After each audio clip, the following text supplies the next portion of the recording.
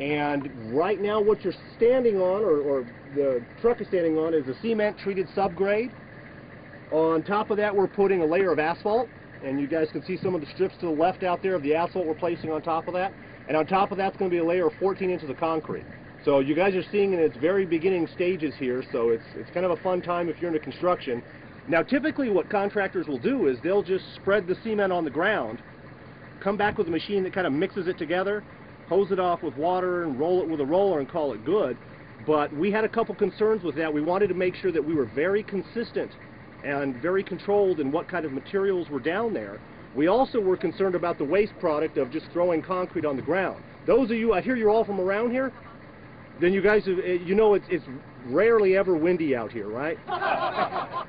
So us just putting cement, a very fine material out there, half of it's going to end up all over the place, which doesn't benefit us cost-wise, quality-wise, and the environment suffers from it as well. So we thought, you know what, let's take an extra step and do something innovative. And we're actually we've scraped out all the dirt we wanted to use. We made that giant pile of dirt over there, that Mount Montoya is what we're calling it, and we're running that through a concrete plant, adding the cement, trucking it out here and placing it that way.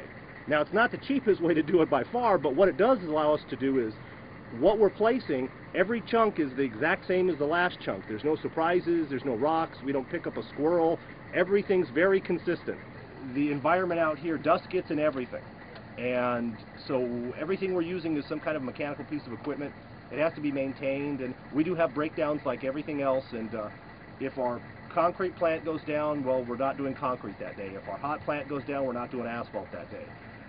So a lot of it depends on whether everything's working really well together. The cold over the last few weeks, I've never realized how cold it got down here. And although I was raised up in Albuquerque, I've been in Missouri for the last 10 years thinking, wow, southern New Mexico is going to be great this winter. And I get out here and we had 5 degrees on site a couple weeks ago. So the cold's been a big factor too, because the hot mix we're placing, which is a fancy way of saying asphalt, we can't put it down unless there's certain temperature requirements.